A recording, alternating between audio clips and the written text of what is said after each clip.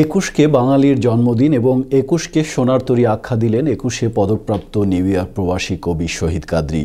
একুশে পদক বাংলা ভাষা, সাহিত্য ও প্রবাসে বেড়ে ওঠা নতুন প্রজন্ম নিয়ে তার ভাবনার কথা বললেন ইউএস পরিক্রমার সাথে দেয়া একান্ত সাক্ষাৎকারে।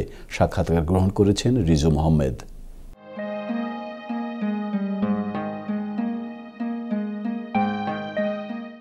একুশ হচ্ছে আমাদের জন্মদিন, কারণ তার আগেই তো আমরা এই যে রাষ্ট্রে বাস করতাম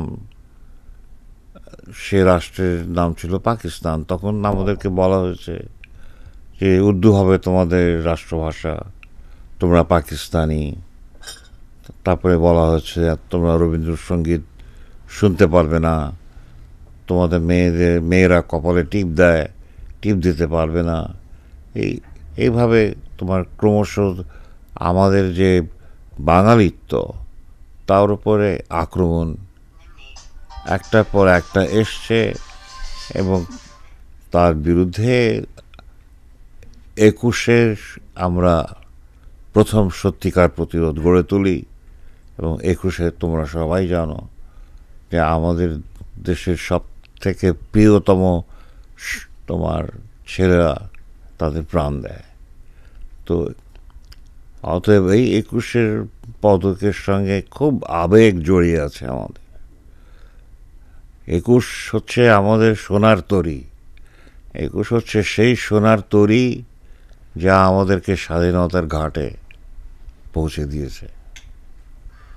তাই জন্য একুশের পদকের বিশেষ তোমার আবেদন এবং তাৎপর্য আমার কাছে রয়েছে। দেখো, বাংলাদেশ ছেড়ে আমি আছি, কিন্তু সেটা দৈহিকভাবে, অবয়বগতভাবে তোমার বাংলাদেশ ছেড়ে আছি, কিন্তু মনে তো প্রতি মুহূর্তে বাংলাদেশকে আমি স্পর্শ করে রয়েছি। তা আসলে তোমার দেশ জিনিসটা মানুষ তার নিজের মধ্যে বহন করে। দেশ তো ঠিক তোমার এই, যদিও দেশ মাটি এবং জল, কিন্তু শুধু মাটি এবং জল না, দেশের সঙ্গে যে স্মৃতি থাকে, দেশের যে ইতিহাস থাকে, দেশের সঙ্গে বিভিন্ন মানুষজন যে সম্পর্ক থাকে, দেশের শিল্প, সাহিত্য, সংস্কৃতি তোমার সব আমরা নিজেদের মনের মধ্যে বহন করি। অতএব আমরা প্রত্যেকেই এক টুকরো ছোট ছোট বাংলাদেশ। আমি বাংলা সাহিত্যের দিক থেকে বলতে চাই যে ঢাকাতে অনেক প্রবাসী লেখকদের বই বেরিয়েছে, অনেক তোমার গল্পের বই, প্রবন্ধের বই, ভ্রমণ কাহিনী, উপন্যাস, কবিতার বই অনেক বেরিয়েছে।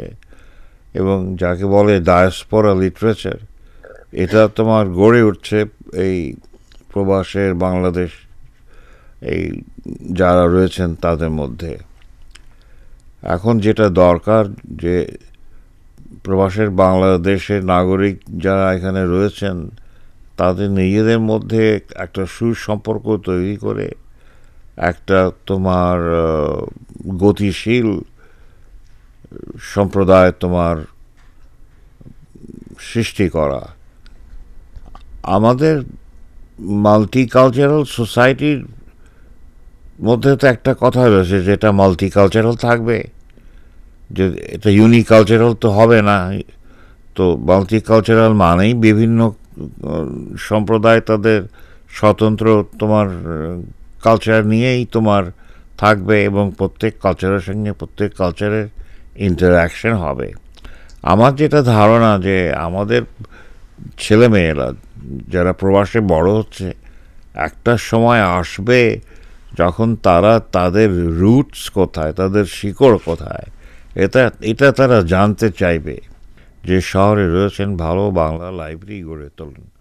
আমি দৃষ্টান্তস্বরূপ একটা উল্লেখ করব লন্ডনের ব্যাপারে, যে লন্ডনে ওরিয়েন্টাল ইনস্টিটিউট অফ স্টাডিজে 30,000 বাংলা বই আছে। কেউ যদি, কোনো বাঙালির ছেলে যদি বাংলা সাহিত্য পড়তে চায়, বাংলা দেশ সম্বন্ধে জানতে চায়, দুই বাংলা সম্বন্ধে জানতে চায়, সে জানতে পারবে। কিন্তু আমেরিকাতে ঠিক তেমন কোনো কিছু একমাত্র লাইব্রেরি অফ কংগ্রেস ছাড়া আমেরিকাতে তেমন কোনো ব্যবস্থা নেই। আমি অনেকবারই অতীতে বলেছি যে ফোবানা বা এ ধরনের যে প্রচুর টাকা খরচ করা হয়, তুমি প্রচুর টাকা সবাই মিলে ভালো একটা লাইব্রেরি নিশ্চয়ই গড়ে তোলা সম্ভব। তো আমি সবাইকে, সমস্ত প্রবাসী বাঙালিদেরকে বলবো যে আপনারা আপনাদের ভাষা ও সাহিত্যের সঙ্গে আপনাদের সম্পর্ককে ছিন্ন করবেন না।